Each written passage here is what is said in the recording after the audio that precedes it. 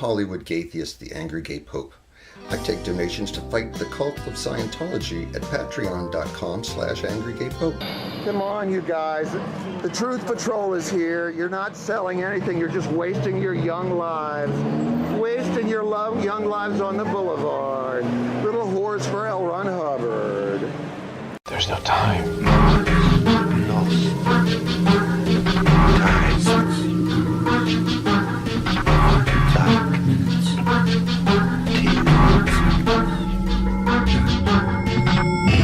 The time is 13:00.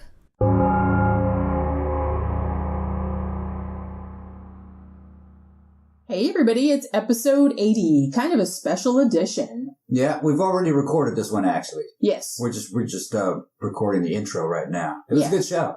We got the Angry Gay Pope to come back again, give us an update on what's going on in the crazy cult of Scientology. Yeah, and he had some new stories, and we talked about some of the new videos that he did. But it was good. This is his third appearance on the show, and he's always a really fun guest to have. He's super fun. He's fun. Even though, we have to cut out some stuff he says. Yeah, some stuff.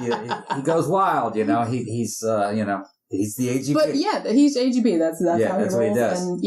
And that's why we love having him on the show. He's hilarious. Yeah, afterwards he's like, I hope I didn't say too much. I got all these pending legal stuff, and then the cult wants to know this and that and this and that. He's always on these little secret missions. So, he tries to keep a lot of the stuff that he does underneath the wraps, but then he comes and talks about it anyway. Yeah. So, because here's the thing. He forgets. I'm not a big advocate of conspiracy theories in general. 99.9% of them are bullshit. But ones about the Church of Scientology, I believe that shit. Because one, I used to work there, not for the church specifically, but for a company that was owned by them. Yeah. And I would not put anything past them. And look at the shit they're doing. Angry Gay Pope, for example, he has a video and he posted, I believe it was in December of 2017, about how this supposed church has license plate photographing cameras hidden in trees on a public street. That is a public tree. Yeah. That is so illegal. Why do they need pictures of people's license plates that are driving past their fucking building? Making sure they're enemies. Unless they're fucking stalkers and they're going to look your shit up. No, they're making sure their enemies aren't running by and watching them. They're paranoid. Yeah, that's what I mean. It's like something out of the Cold War. They're in a Cold War mentality. They're totally crazy. It's a trip. It's a trip. It's the weirdest thing ever. If someone just told it to me and I didn't see evidence of it and I didn't know them, I would think they were making it up. Yeah, and because we had AGP on, you will see comments in the comment sections from OSA agents, which is their version of the SS. Yeah, that's the their CIA. Their secret service. Yeah, and the one that they usually do is, that's it, unsubbed. This is against the freedom of religion. And they go on about religion. And Scientology is not a religion. It's just not. No. It's a cult and a scam is what it is. It was from the very beginning designed to be an alternative to psychiatry or psychology. And then later on, L. Ron Hubbard wanted to be tax exempt. And they turned it into a religion. Yeah. So they wouldn't have to pay taxes. Right. And that's exactly why they did it. And it's a UFO cult, basically.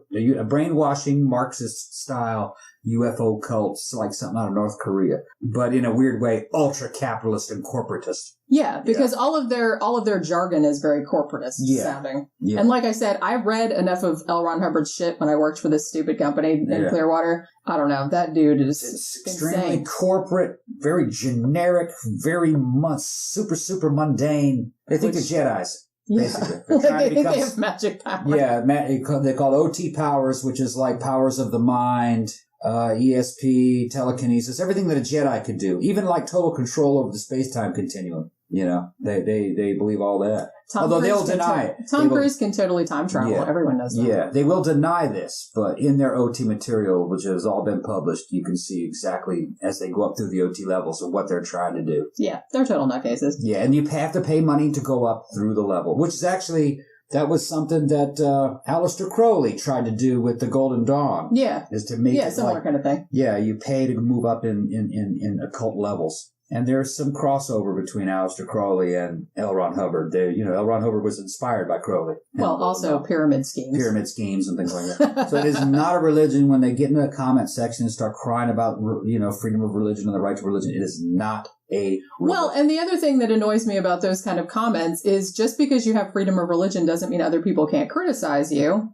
we also have freedom to not subscribe to religions and to criticize yours because they are dumb. It is as if Avon became, or Amway became a religion. I was going to say Amway. Actually, I think AGP mentioned that on the interview. Right. It's about a pyramid being similar to scheme Amway. type corporation, corporate mind power providing pseudo religion. And the funny thing about it is I actually wasn't going to do one of my current event news stories on this episode just because the interview ran a little bit long. But then out of curiosity, I was like, I'm going to Google Scientology and see if there was any news stories about Scientology that came out in the past week. Right. And of course there was. So right here on the Associated Press, dated February 23rd, 2018, Columbia, South Carolina, a former employee of a South Carolina chiropractor says he sexually assaulted her and tried to convert her to Scientology. So evidently, the woman who's making the accusation, she's just known as Jane Doe. She's 25 years old. She worked in this chiropractic office, and said chiropractor Joseph Barton evidently sexually assaulted this woman and made sexual advances toward her that were unwanted. Then she was fired. And he also allegedly said outright that he was going to convert her to Scientology, like it was some kind of fucking threat or something. And so she's suing. And because that's really illegal, you guys. Even like the company that I worked for, you had to like sign a paper at the beginning that said, we're totally not allowed, we're not going to convert you, it's fine, and stuff like that, even though they kind of subtly did. Okay, now, sexual assault, you got to touch somebody. He's touching the booty, right? Yeah, or something. Touching something. Okay. Don't touch. Yeah. Yeah, don't touch. What the fuck? Especially your fucking boss. Yeah.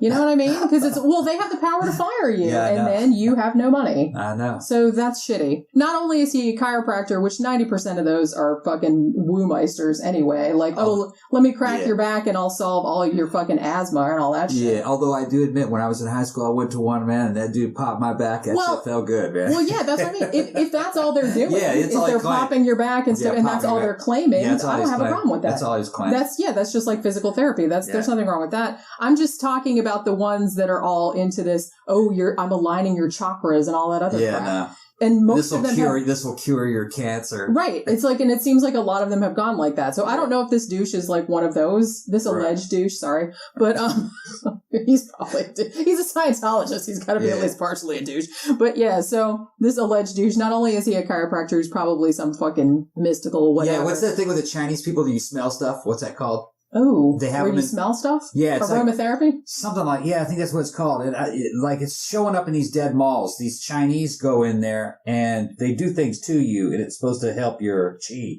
Oh. I think you smell things. Well, I can see how they do. I think like massage on your back, and that that aligns your chi. Like certain smells are supposed to like improve your mood and stuff, but I don't think that the effect is all that great. Right. You know what I mean? So it's not like, oh, everything's awesome now that I smelled cinnamon buns. We had to do a show on like the origins of all that kind of stuff, like aromatherapy. That would be fun, actually. Yeah, I know. So yeah. So anyway, so this woman is suing this alleged jackhole. Mm-hmm. Oh, and this is good too. I forgot to mention this. This guy says he's a Scientologist, and this allows him to, quote unquote, sense emotional disturbances in people. Yeah. He's one with the Force. I guess so. So I guess he sensed that she would be all right with him, like, sexually assaulting her. Well, here's the thing, though. I can sense emotional disturbances. Most people can. Yeah. That's not weird. That's not a claim. That's just part of being a human. Yeah, that's not a claim. With empathy. Yeah. Which I realize that some people don't have, but, most people do to some extent. You can tell when someone's upset. Sure. Or, Yeah. So I can tell when the animals are upset. I can tell when the cat's upset. Most people can tell, like, their pets and things like that. You can tell when they're upset. I can tell. Body language. Yeah. Body language. So I don't see why that's like super fucking special. Mm-mm. But anyway, so that was the news story for the day. So we'll be following that. Because Scientologists always fucking make all these claims about normal abilities. Well, it's because they don't interact with normal people, so they don't know what normal people are capable of, so they somehow think that they're better. The first thing they teach you is the communications course, as if you don't know how to talk. Yeah. As if you don't know how to communicate. Well, they don't. They certainly and don't. Obviously, and I had to take that course when I worked there. Yeah. And obviously, Scientologists, maybe not the ones that like live in the normal world and stuff, but like the ones that have been brought up in it, the ones that are cloistered and stuff like that, they come off very much like robots in human suits. Yeah. And it's really sad to me that they have to be told how to interact in a normal human fashion because apparently they don't know how to do that. Yeah. I'll tell you what, one time I was walking down Newbury Street. This was down in Boston. And a girl came out of a building and says, why don't you come in for a free personality test? And I said, what's that for? I was just out of the army, you know? Yeah. What's that for? To find out what kind of person you are. I said, I know what kind of person I am. I'm me. I'm right here. Oh, no, we're going to find you. Da, da, da. And you know, that's the test right there. If you don't know what kind of person you are, you'll go with them. They're looking for somebody who doesn't know what kind of person they are. And some random stranger on the street obviously is going to tell you. Well, they're going to give you a test. Yeah. So you can find out, so they can tell you what kind of person you are. And you're the kind of person that needs to give them some money. Yeah. That's what that means. That's exactly what it is. Yeah. Well, see, this is a good thing, but this is why I'm kind of glad that I'm just like a crabby asshole, because anytime like somebody approaches me and it's like, hey, you want this? No, I don't want it. Yeah. Go away. Yeah. I'm just very much like that. You can't help me. You can't help me. I don't want anything you have. I don't want it. Just leave me alone. Right. All right. So that's kind of our introduction. Yeah. And so now we're going to cede the floor to the angry gay Pope. And once he gets rolling, I tried to, That's good, though. I'm like cutting. Hold on, AGP, we need to cut for a break. No, he just kept on going. Okay, he just kept on going. That's so all right. You can't control him. You can't control him. So I just let it ride. Yeah, you just got to let it ride. This is a show of Tom and Jenny just letting it ride. He's a great guest. Yeah, he really is. Okay, so enjoy the interview, and we will be back at the end to wrap things up and do our regular stuff.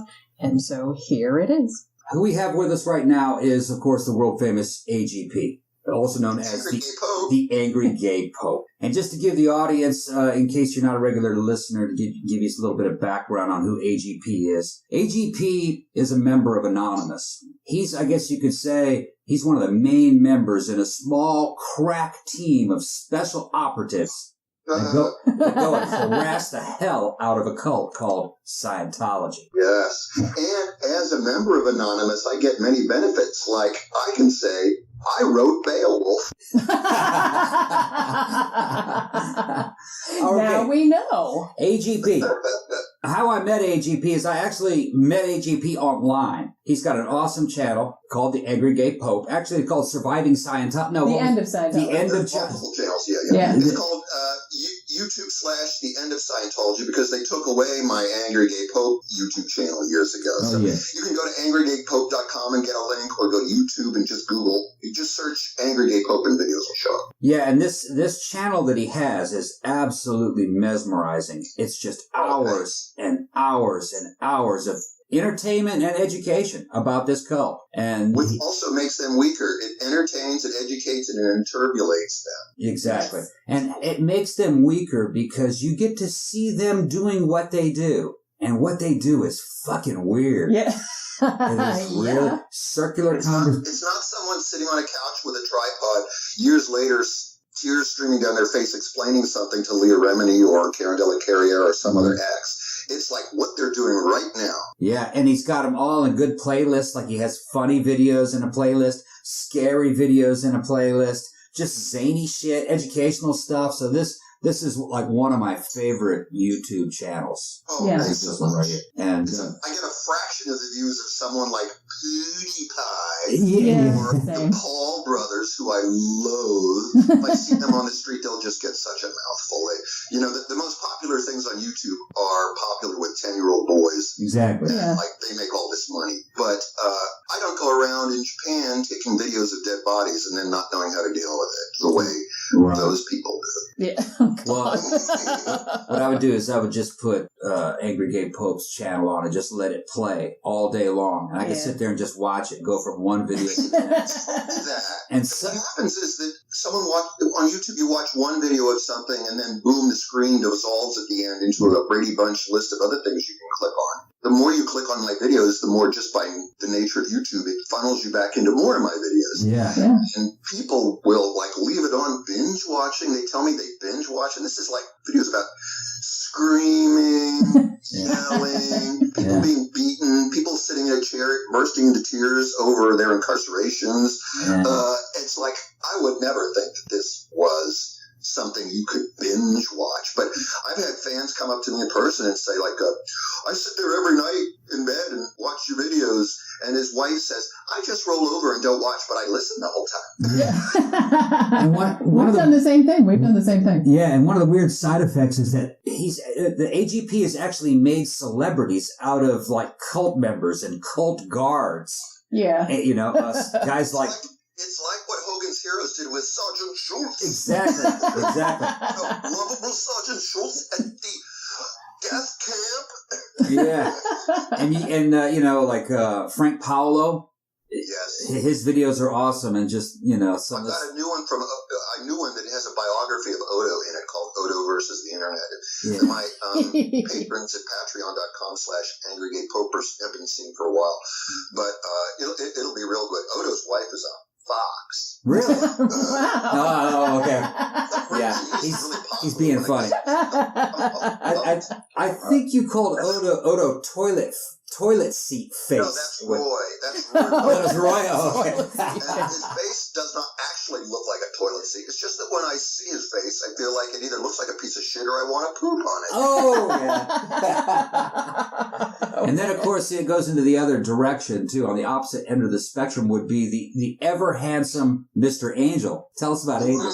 Nasty Nathaniel and I have pretty much agreed that as gay guys, like, whatever character we're going to turn the guards into, if they're good looking, we love them no matter what they do. And if they're ugly, they just can't do anything right. Exactly. And it's just hilarious. I can tell is not heterosexual based on his accent when he opens his mouth.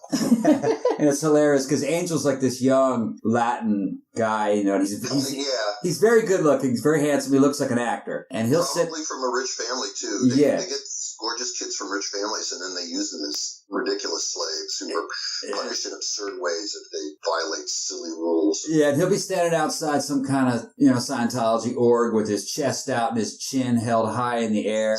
While Nasty Nathaniel and the AGP just tell him how pretty he is, and he's trying to keep a smile from breaking out over his face. Although I'm noticing that they're not really good at controlling their emotions like they were. They do smile now. Oh, occasionally, yes, they do smile. Or like this latest video, I said, Angel, I get comments on the internet on YouTube about how handsome you are, and then he walked away. Yeah, probably because that got him out of here.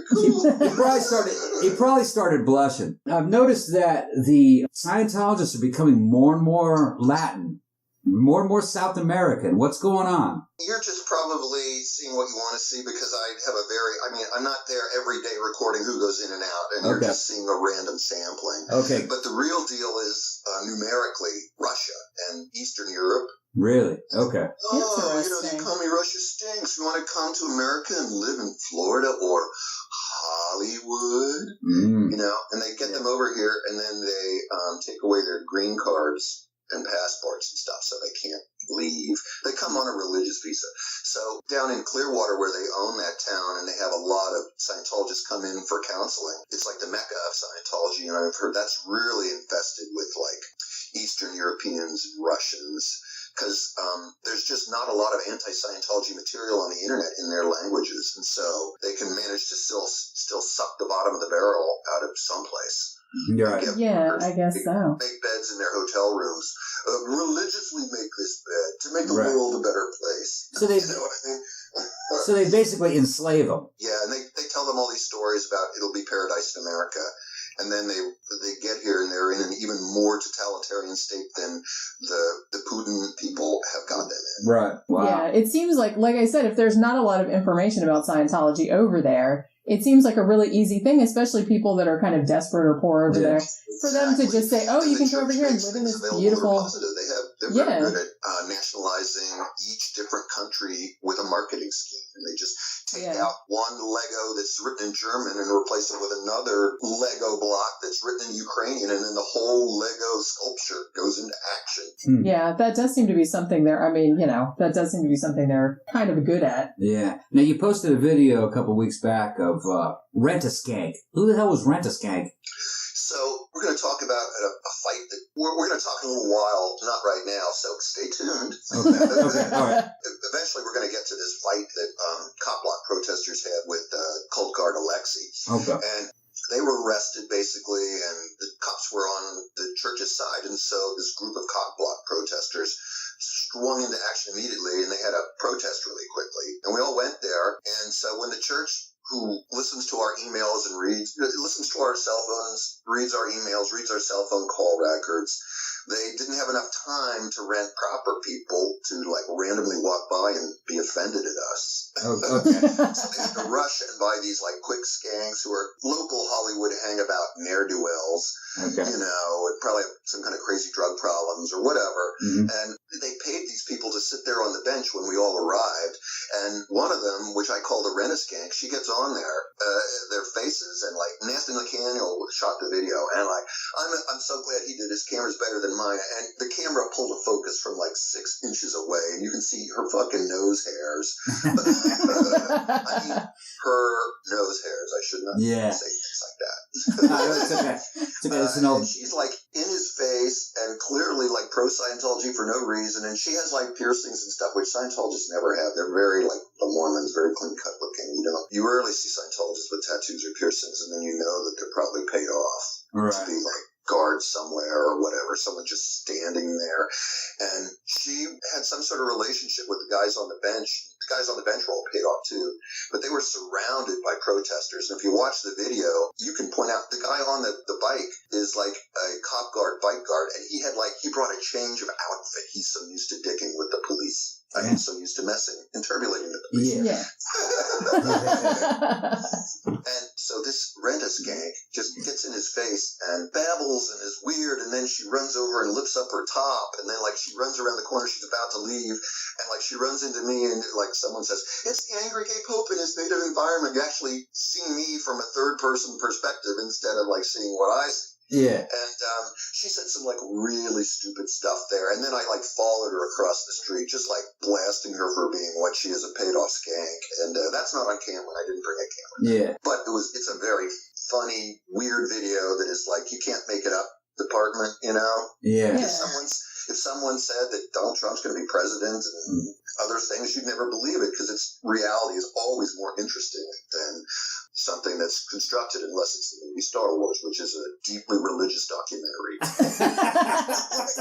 But everything else is like, no wonder there's such a popularity with reality TV or whatever, and documentaries now. If you call it a documentary, like these videos are a documentary, really, but that sounds boring. But you call it reality TV, and suddenly, you think about topless girls and Big Brother splashing around in a like little rubber pool. The thing that weirded me out. It is reality TV in which people, if the people know they're being recorded, that can be bad. It's something called the Hawthorne effect, where if people know they're being watched, their behavior changes.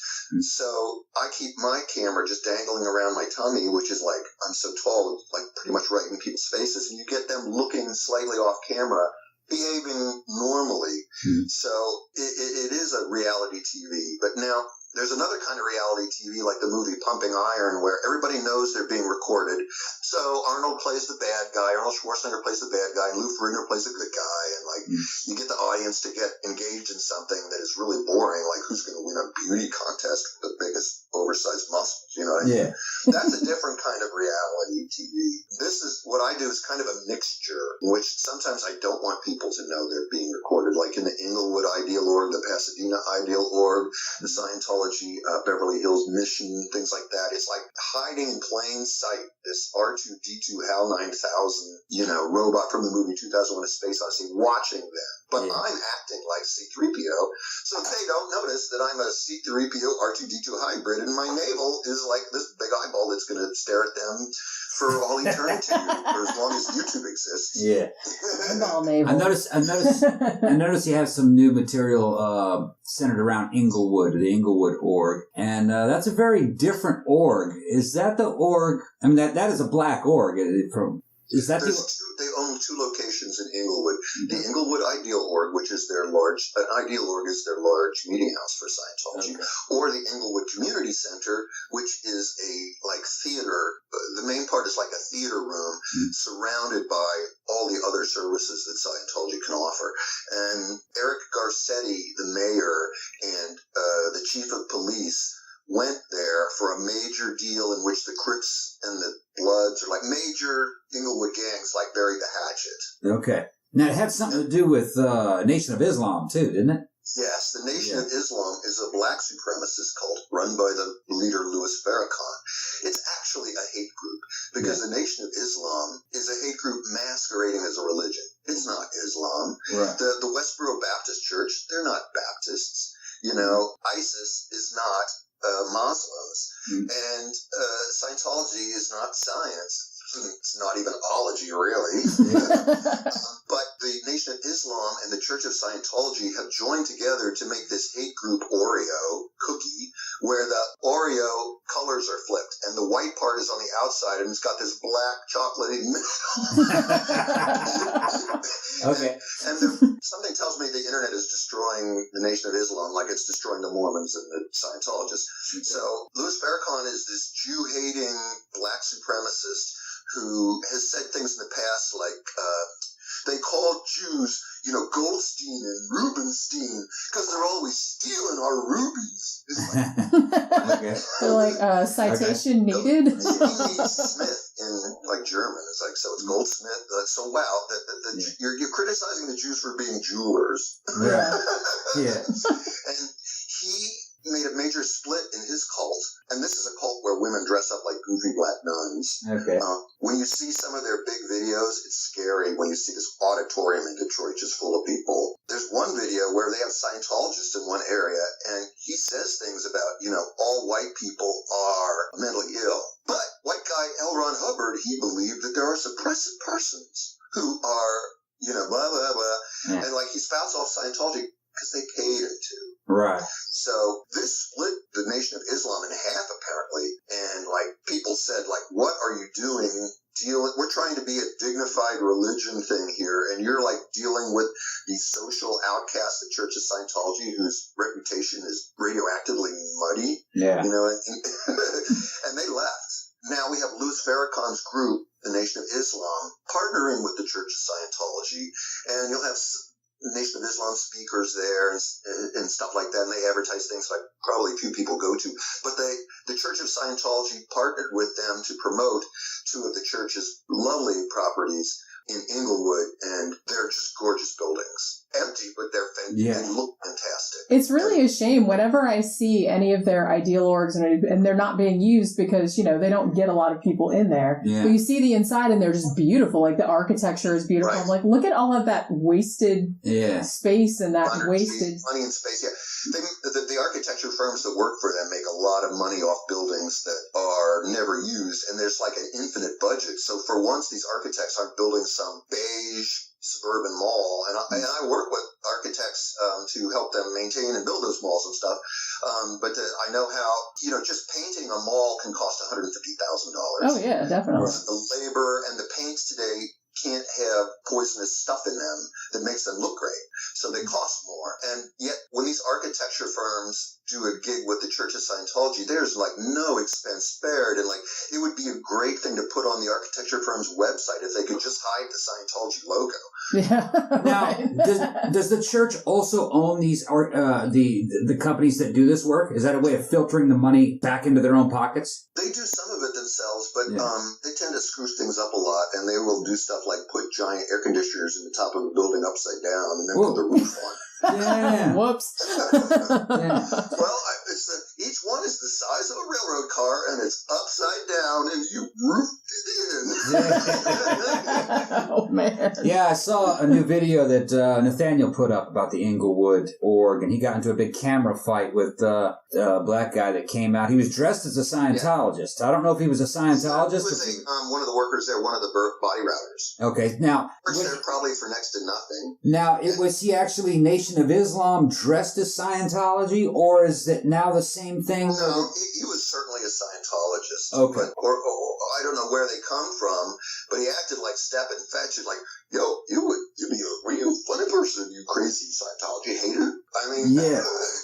But he's working basically for free as a slave at this place, and they're promised that, like, every time someone comes in and signs up for something, they'll get a cut of it in a pyramid scheme type style. Like, my parents were into Amway, and that was the same thing where, like, if you get people below you to sell more soap, you will rise up the pyramid and make more money without having to do anything. Yeah, but it's just weird that, that they're doing this to black people, too. Well, they're kind of doing it to everyone. They run out of white people to steal money from. Yeah. I feel like everybody's kind of onto this. They wanted some really great property in Inglewood. And one of them, the Inglewood Community Center, when they bought it, hosted a huge cell phone tower that AT&T owns.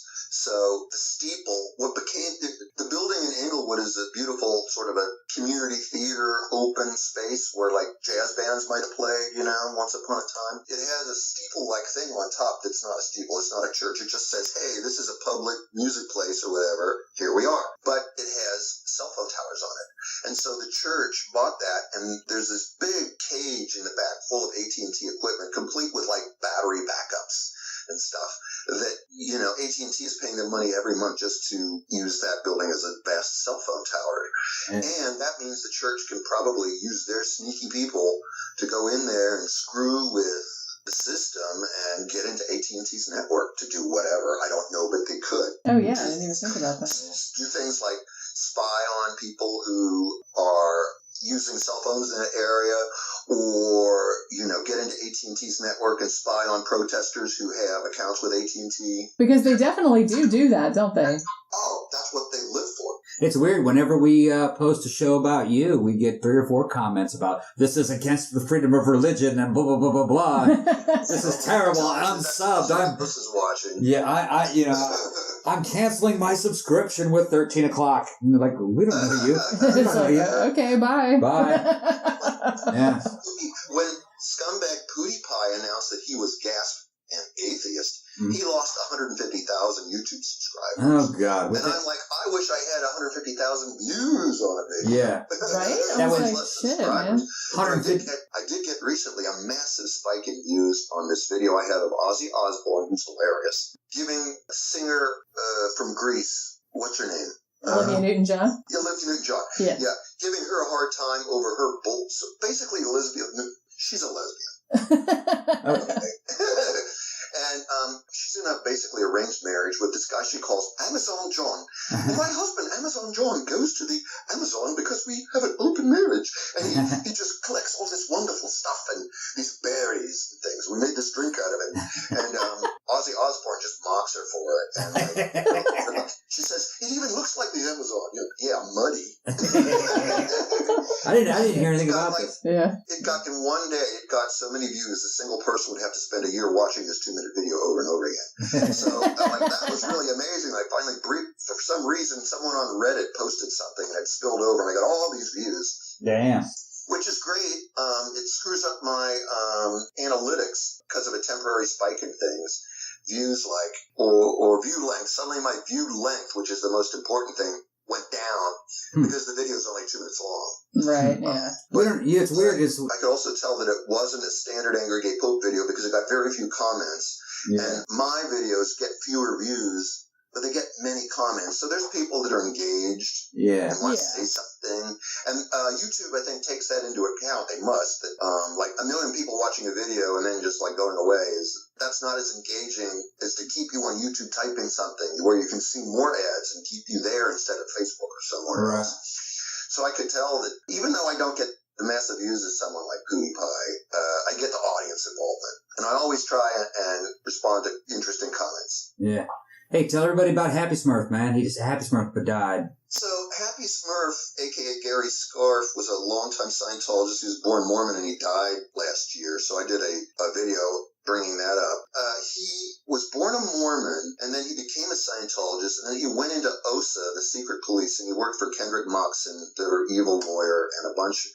He basically worked in the most evil part of Scientology for a long time. He had an encyclopedic knowledge of this soap opera, as if he had subscribed to TV Guide since 1980 or something. That's this intense value that I don't have anymore. You can just say, oh, that's Odo Huber His mother's name is Ermin. His sister's name I forget. She left, and he can't talk to her anymore. So, like, that's just Odo Huber, one of those cult guards. He could do that to all kinds of people and spot them when we were walking around. Now, can you believe him? Because he was also a ridiculous liar. I mean, he was, as the Scientologists have done hate videos on him, he did lie. They paid him to lie. They told him when he was a Scientologist secret policeman to lie about being involved in Jonestown. In a covered scheme to kill a group called the Cult Awareness Network. And as is covered on 60 Minutes, the Cult Awareness Network ended up being such a thorn in Scientology's side that they took it over and killed it. And speaking of killing it, Smurf left Scientology when they told him that they wanted his help in murdering Cynthia Kisser, the leader of the Cult Awareness Network, and her child. Wow. He ran away and was morally offended and just scared. And he went to the FBI and he said, I have all this problems and dirt and stuff. And they said, oh, dirt about what? Because Scientology. And they're like, oh, whatever, you know? Yeah. And so eventually, when Anonymous happened exactly 10 years ago, the next month, March, will be my 10-year anniversary of protesting the church. He went out there and protested with people and did stuff.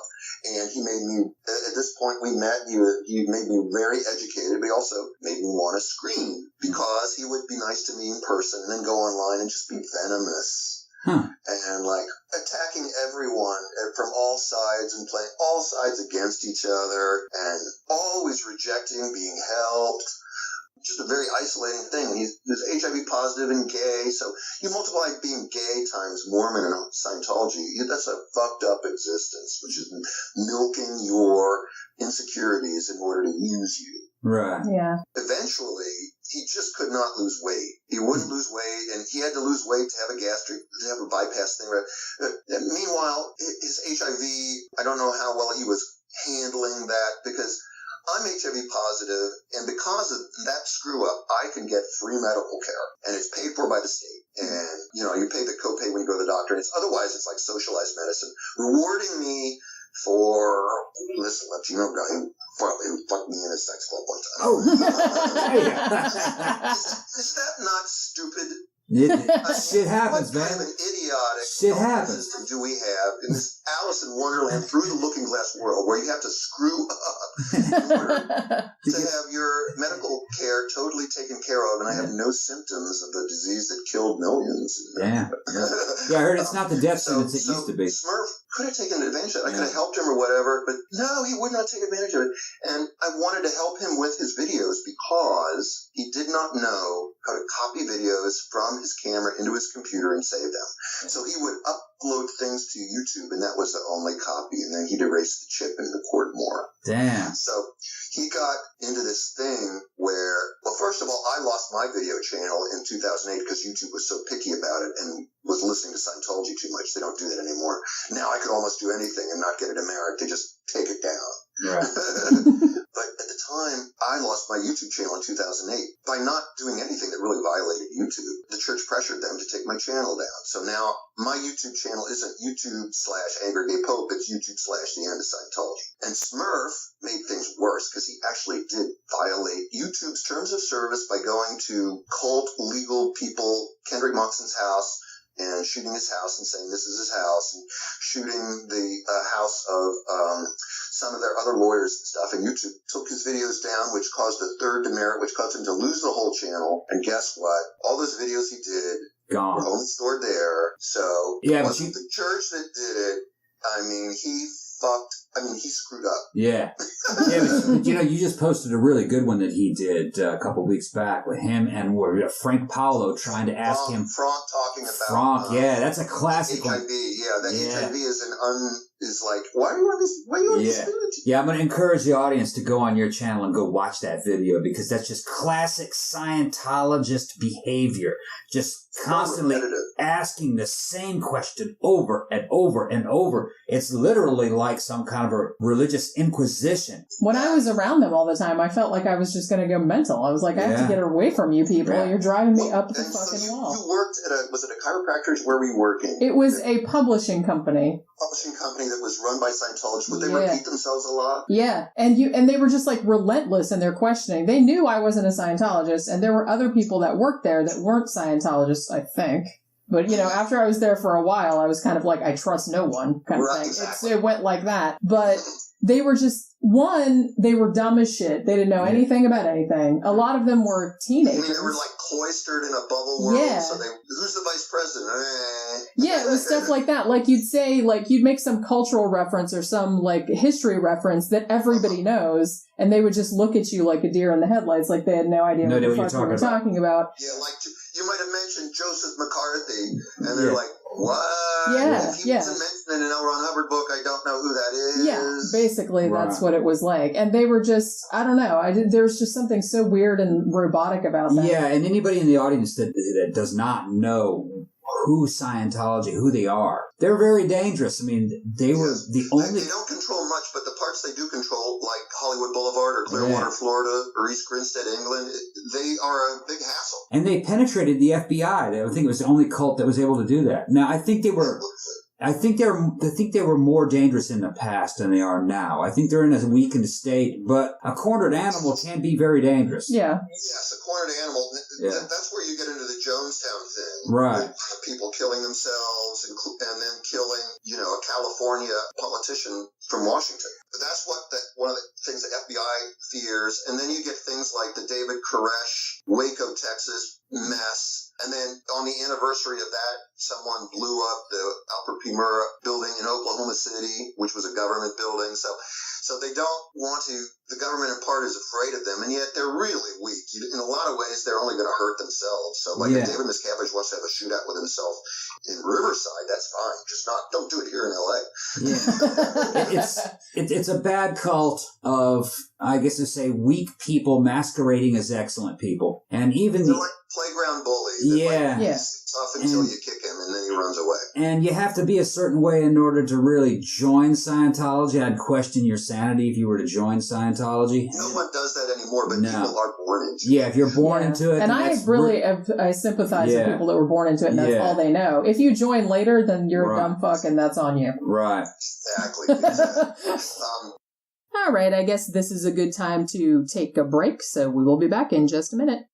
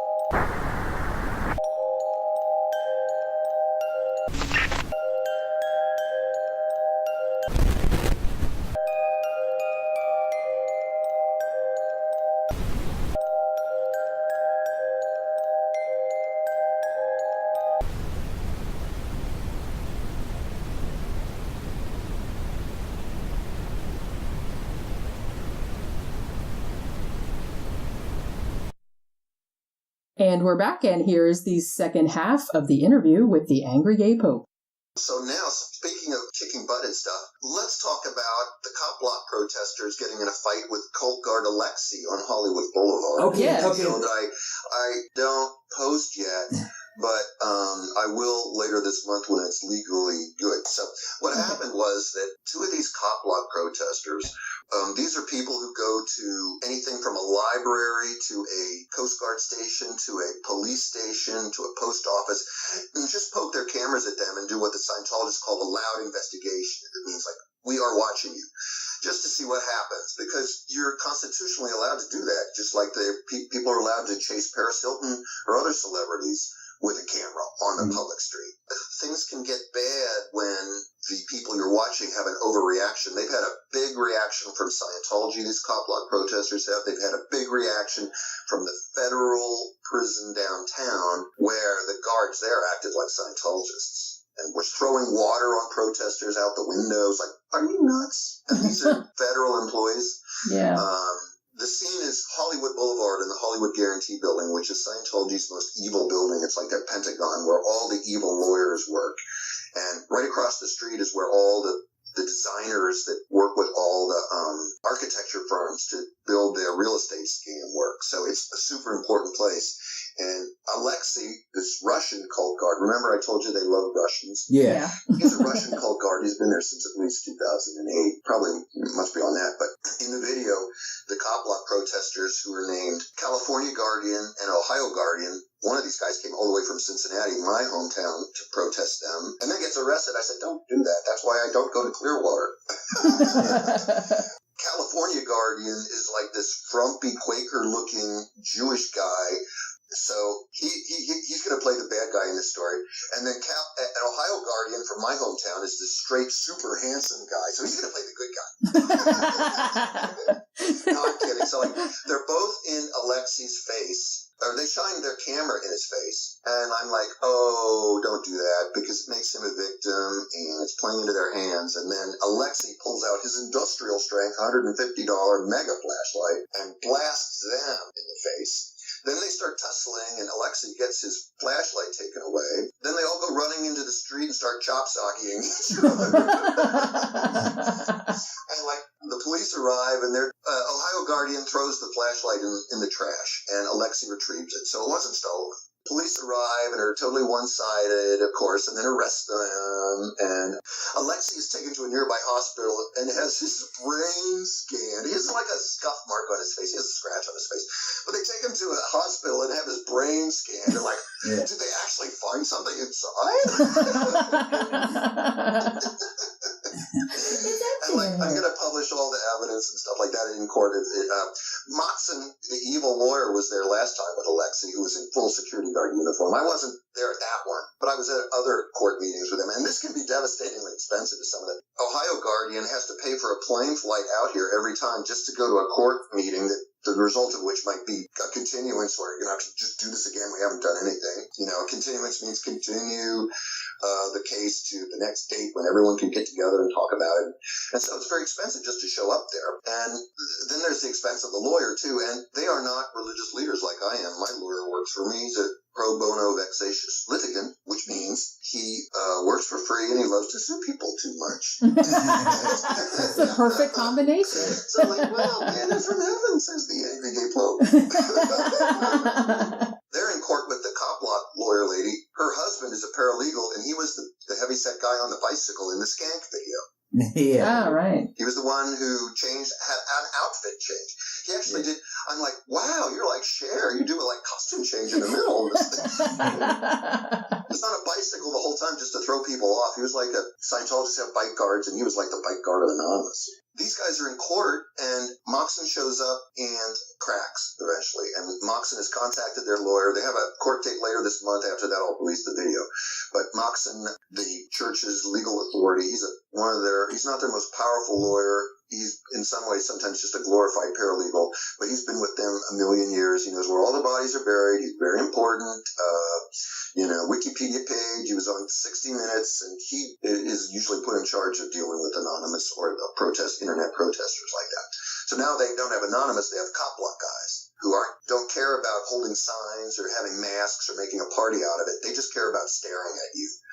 Like the computer from 2001: A Space Odyssey. They just watch you. You are being watched. And once again, it's the Hawthorne effect that people's behavior changes when they know they're being watched. Yeah. Nasty Nathaniel was body slammed by the Morro Bay chief of police recently doing that. Don't get me started. My fellow protester and ultra boy, Nasty Nathaniel, he's got a case he can dick them over majorly. Get financial. He was supposed to come on, but we didn't hear back from him. He wanted to come on. Yeah, that's right. We'll have to. We'll have to have him on. Yeah. We'll have him on. He was gonna. If we were gonna do an interview, he was here. Then he's done an interview with someone else. I think I can't remember, but it's just a question of timing. Yeah, we'll definitely have him. We'll hook it up. And so his friend, he's got that case, and then his friends have this fighting with the church. Like street ruffians over a flashlight thing, which now you know the beauty of my protests, where the only thing that gets hurt are pansies. Yeah. And there's no, I spank someone on the butt. I talk too loud outside one of their schools. It's a victimless crime. Yeah. What happened with you playing the ass grabber? What happened with that case? Well, that was where I was arrested for sexual battery for touching a Scientologist's butt. I said, "Stop that, Ken! Stop." Yeah, Ken. Yeah. Yeah, it's sexual battery, and I'm like, sexual battery? Is that like what you put inside an electronic dildo? Or what? What happened with that? Vibrator. So I'm banned from L. Ron Hubbard Way for another year-ish in April. Stop laughing! You like to laugh at restraining order? It's just funny how petty it was because the problem is that Ken Long, the guy I spanked, can pop up anywhere and force me into the ocean with a reverse restraining order. Like, he's getting near me. I saw don't give him any ideas. Yeah. And he popped up at that cop block protest with the skank, and he would happen to be there in that building at 10 o'clock at night on a Friday, and I'm going to go to the judge, who's gay, and bring this up because I want to have his power to do that dropped over the last year of this thing. And it drags the case out in court and gets everyone annoyed, which, as my lawyer works for free, I want to do as a protester. And the cop block people also want to do that as protesters, but, those guys have to pay for it. And so Kendrick Moxon decides he's going to drop all charges as long as they get a restraining order against or whatever. Since one of them lives in Ohio, it's not a big deal to get a restraining order in California. So they're going to go to court at the end of the month, and after that, I will release the video because I don't want to release it now because it just messes up the case. And suppose the juror saw it ahead of time. Blah blah blah blah blah. Right. Yeah, right. But as soon as it's over, it will make a great video. But the great thing is that Moxon caved and the church caved, and they just don't want the legal problems. They just want it to go away, which is totally not how L. Ron Hubbard said to do it. L. Ron Hubbard said, "Sue these fuckers to death." Right. And and if I did what they did, that's probably what would happen to me because they know I have nowhere else to go. Right. But these cop block protesters could just as easily be protesting a post office or a military base. So they want them to go away. But me, I am like a parasite that just lives on them only. Like one of those fish that lives up the butt of only sea cucumbers. I'm a specialized parasite. I have nowhere to go. So if I did something like that, you better believe they'd trash me. So what's the state of the cult? What's new? It's just great to see their lawyers cry and give up and run away. Yeah, that is pretty awesome. That's a good sign. AGP, what's the state of the cult, man? Anything new? State of the cult. David Miscavige continues to have too much plastic surgery. Again? Oh man, I haven't seen him recently. Yeah, has anybody seen him recently? Now, when they have their grand openings of things, they deliberately barely even say it's about to happen. Really? Even though they truck people in from everywhere else they opened two of them this past week or two. One in Salt Lake City, Mormon territory, and one in, someone sent me a video of that, and one in, it escapes me. There's two of them. And, was it Pacific Northwest? So, or no, it was in maybe another country, who can tell? But their openings, which used to be these fanfare things, you probably get the chief of police to show up. Now it's like they barely even promote them. They just force people to go to them if you're in the bubble. But if you're outside the bubble, it's harder to find out about them. And they don't have chiefs of police talking at their things anymore. They have the commissioner of public parks or something. Who we think the B so squad. much money because she Jesus and she thinks we're a good thing and she won't look us up on the internet. That's a sign. That's a sign they're not KSW. It is. They're boiling down into this intense little bubble, and they have very few super rich donors left, except for the totally blackmailed like Tom Cruise. Right. He and these other celebrities are in it. As it tightens and tightens, just with each passing day, it's more likely something's going to blow up. The latest thing was this actor named Danny Masterson, who was on that 70s show. Otherwise, if you didn't watch that show, you don't even know who he is. But he shows up at their I Hate Psychiatrist events and things like that. And like, I'm such a great guy. Look at me talking to you psychiatry haters. Well, he got caught raping multiple women. And when they were Scientologists and they went to their own church to ask for help, they were rebuffed. And now the FBI, which has been dragging their feet on the case because the Scientologists have pressured them to drop it, I'm sure. The FBI is bringing life imprisonment level charges against him, apparently. So that's going to be a fun thing to watch this year, because if he gets life in prison, who cares? He's just another scummy rapist like Harvey Weinstein or Bill Cosby. Right. But the government can also say, you Scientologists say you have your own, judicial system, and when they went to it, you ignored them, and yet this is everything that actually happened. So the government could, if they wanted to, possibly screw with the church that way and say, your religious system is a failure, and therefore you're not religion, or something like that. You know what I mean? Right. I'm not saying they're going to. The FBI is famous for leaving them alone, and Scientologists are major Trump supporters, and at the moment, Donald Trump has enturbulated the Washington bureaucracy to such a point they're distracted by him not dealing with Scientology, which they don't want to deal with anyway. Right. Does that make sense? Yeah. What happened with Marty? Marty, the guy who got it. Marty Rathbun? Marty Rathbun was a major ex-Scientologist who turned against them, and his wife sued. He was spied on so badly that his wife sued the church, saying, "Okay, you can spy on him because that's your religious thing, as he's an ex-Scientologist, and your religion says you should spy on him. But I was never a Scientologist. You shouldn't be spying on me, putting cameras in birdhouses, following us everywhere, harassing us in public, making videos on our porch." Right. And she sued them. And the lawyers spent a ton of money working for free, even though they're not religious leaders. Unlike mine, who work for free because I'm a religious leader. But they had all these lawyers on the case, and it was going really well, and it was getting really close to David Miscavige being deposed, the great leader. And David Miscavige must not ever be deposed, which means a deposition is a legal interview where you have to tell the truth, just as if you were in a courtroom. And he'd lie immediately. So the church approached Marty and his wife and just gave them a pile of money and said, flip sides again. Yeah, I didn't know what had happened. Yeah, I wasn't sure what happened. And now he's out talking trash behind Leah Remini's new show. And he's on there making surprisingly slick-looking videos. Yeah. About how this is how it is now.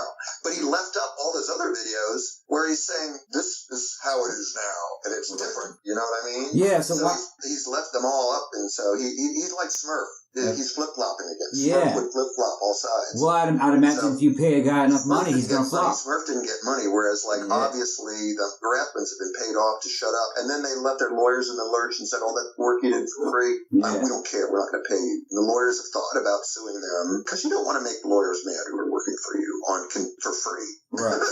Right, exactly. They thought about suing them, but I don't think they're going to. But all those lawyers worked so hard on that just to be used, which is what Scientologists do anyway. So whether Marty's in Scientology or not, whether Smurf's in Scientology or not, they act that way. Right. I've noticed. Self-centered. All I care about is myself.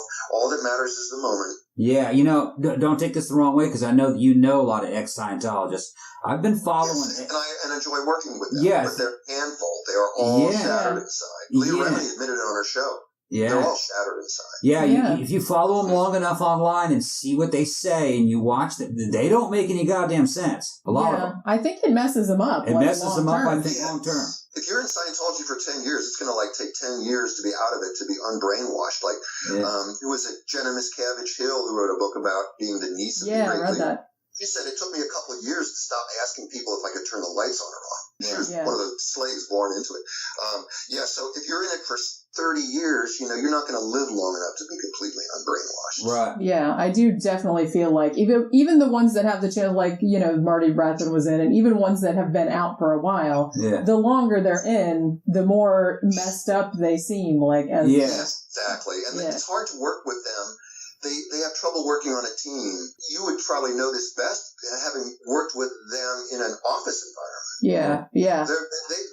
There are Scientologists who won't hire former Sea Org workers. Sea organization is their priesthood.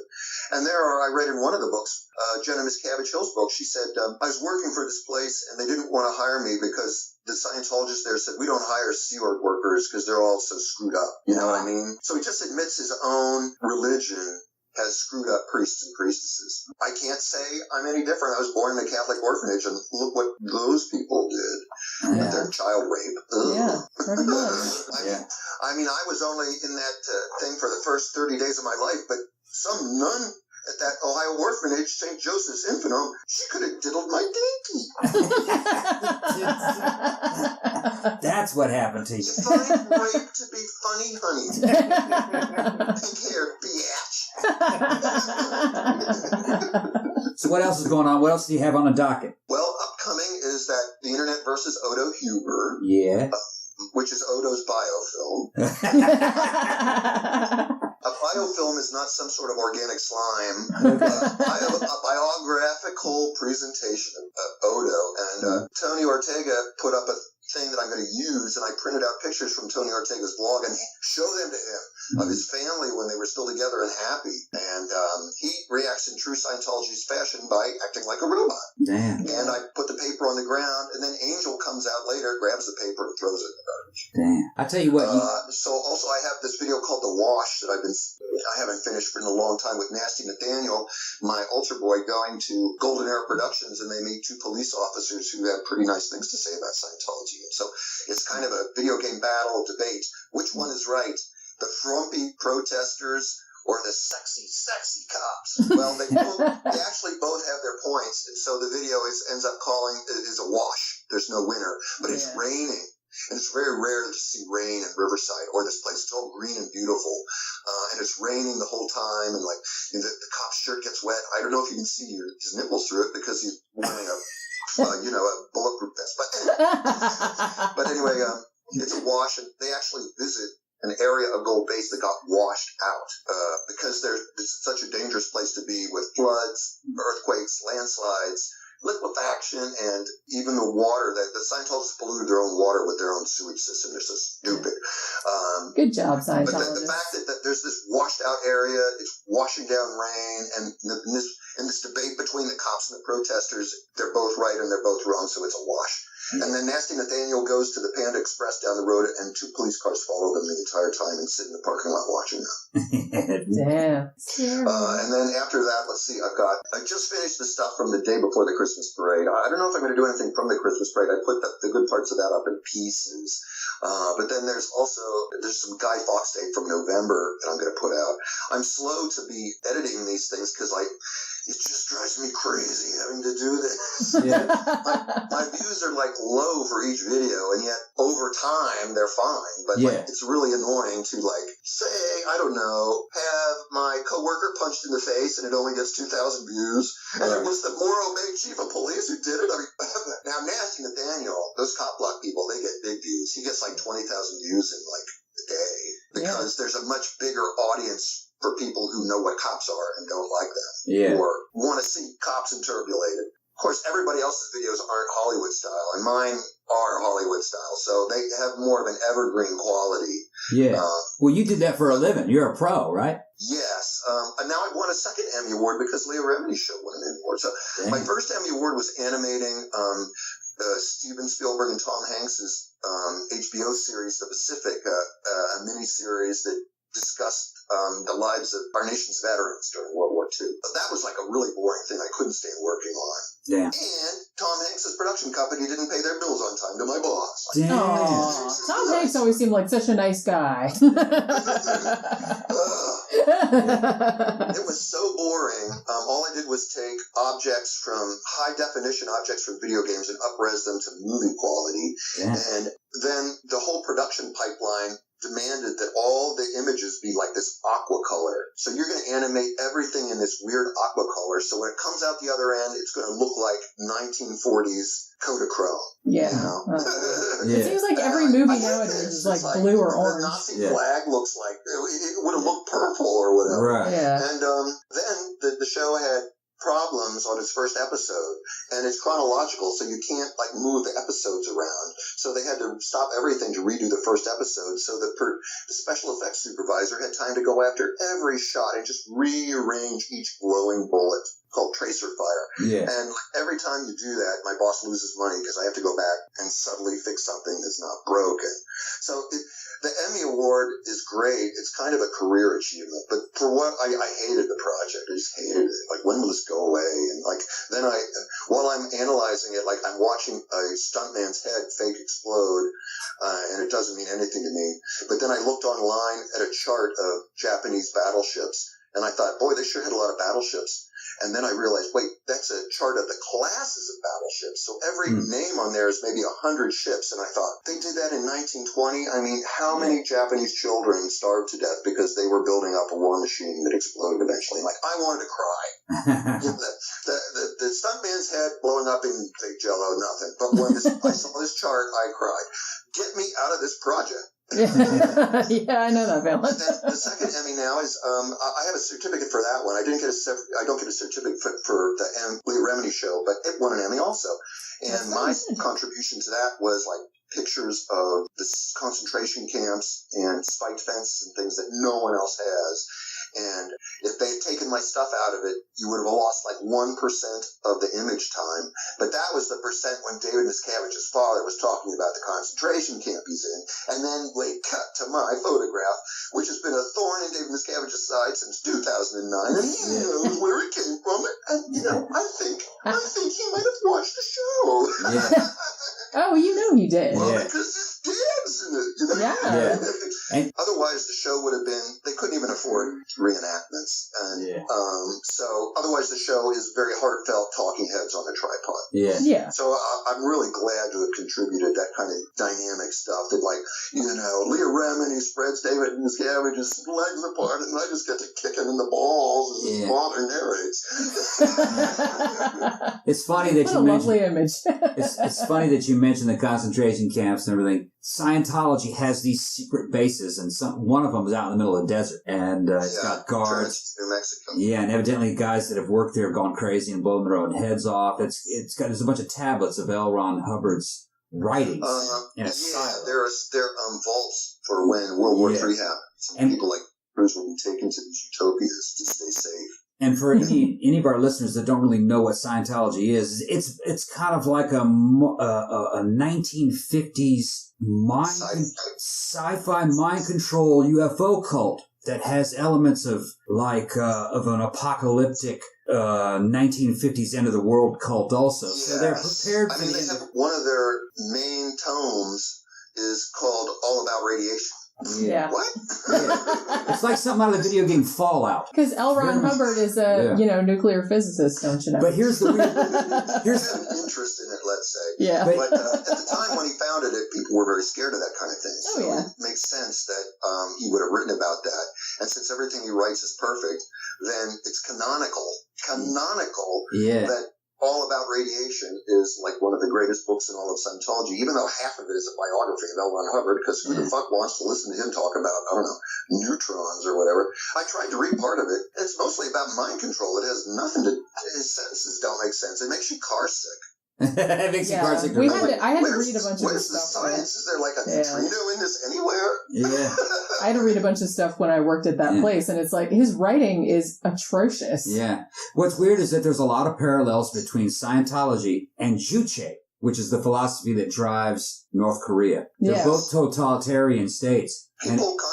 People mention that a lot online, that it reminds me of the Kim family and their like family mobster takeover of North Korea. The other thing is Stalinism, which is not as bad as Hitler fascism in terms of eating people up and spitting them out, but it's still bad enough. It's like Stalinism is more sustainable because it's not quite as aggressive in terms of its using people. Still, thousands of people under Stalin were incarcerated, especially if you had skills like being an engineer. Yeah. And Scientology is exactly the same way.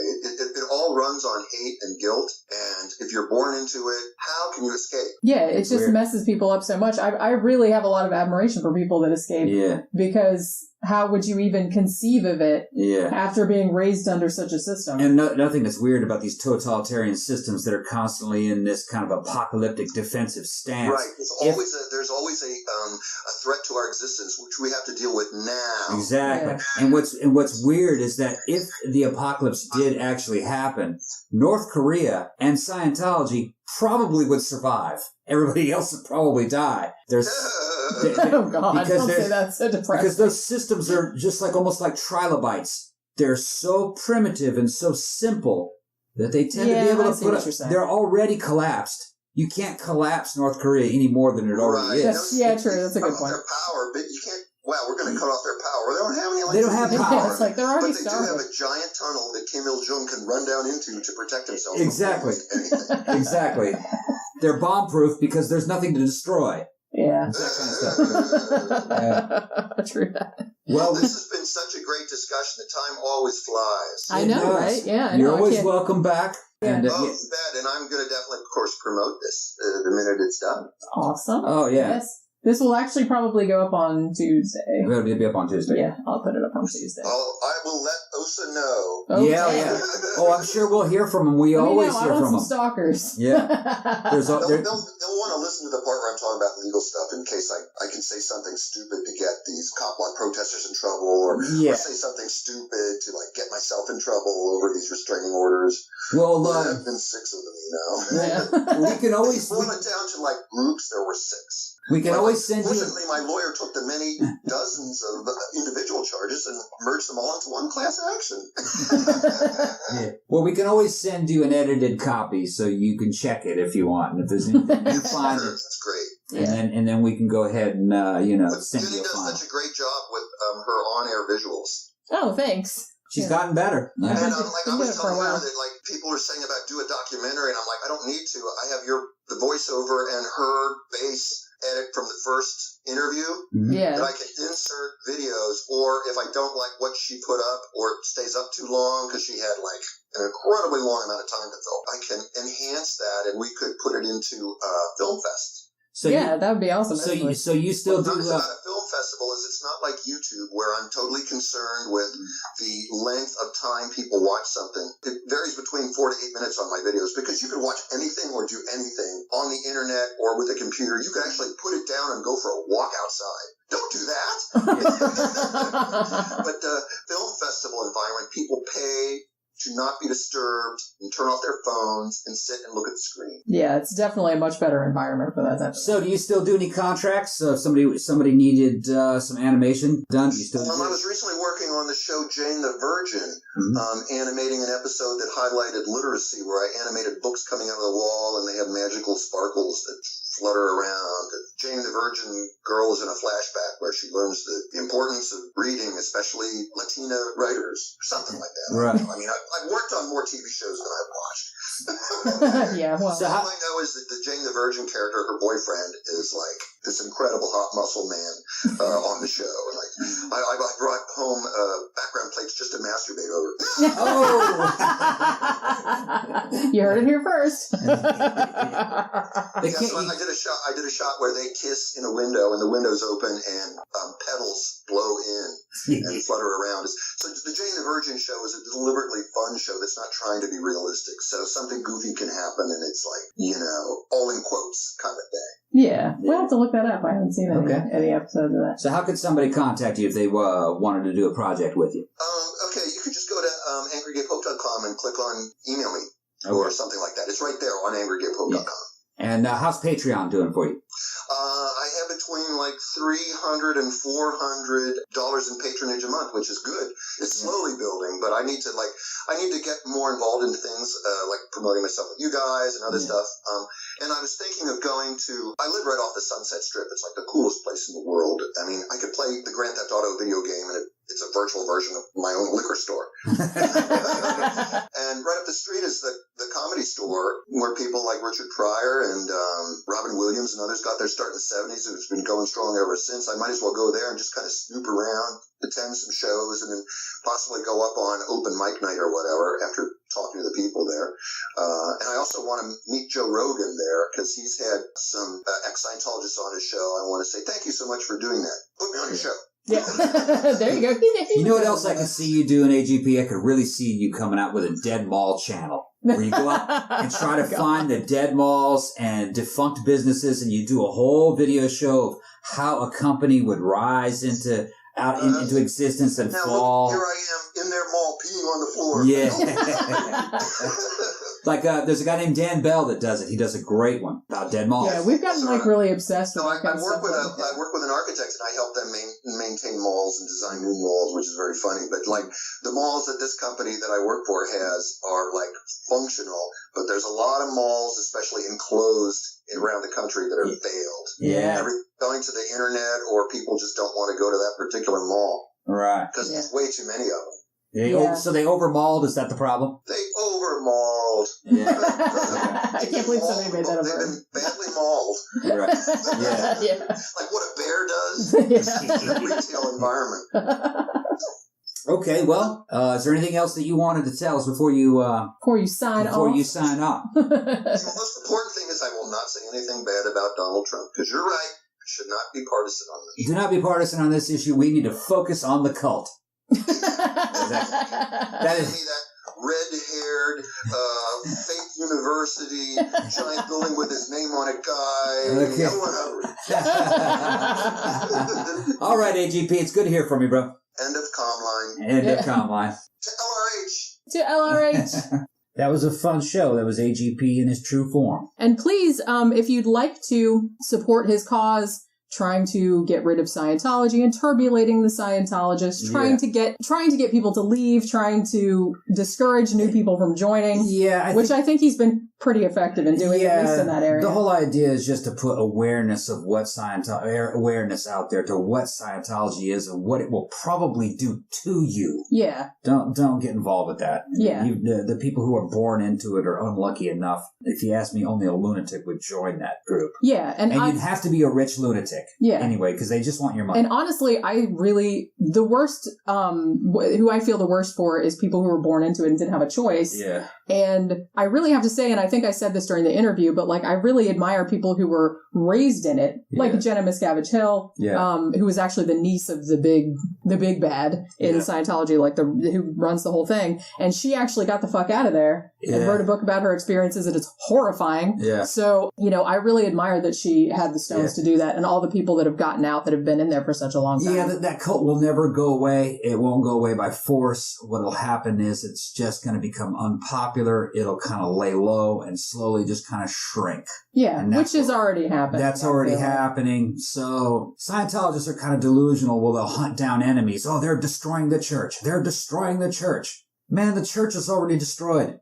Yeah. It's just shrinking. Yeah. It's over. Them going after people like AGP is really kind of a waste of their time. Yeah. The damage has already been done. Well, and they did most of the damage themselves. They did it themselves. So if they didn't suck so much. Yeah. If they just get mad when people tell the truth about them. Right. And they're like, stopping people from joining the church. Yeah. I'm like, no, you guys are doing that because of you sucking so much. If LRH Tech was really what they claimed it to be, the church would have grown by leaps and bounds. It would have been successful. Yeah. But because of the policies that LRH put into the church, an integral part of the church failed. The church failed because of LRH and the tech. Yeah. Yeah. Sorry, that's just how it goes. Doesn't work. So anyway, I hope you enjoyed episode 80. And like I said, go check out www.angrygaypope.com. He's also got a YouTube channel called The End of Scientology, and he's got a Patreon. So go and give him some support if you like what he does. He's got a lot of really funny videos. You should go and check them out. Also, if you'd like to support our show, we also have a Patreon at 13 O'Clock Podcast. And if you don't like Patreon and would like to perhaps give a one-time donation, that would be very nice.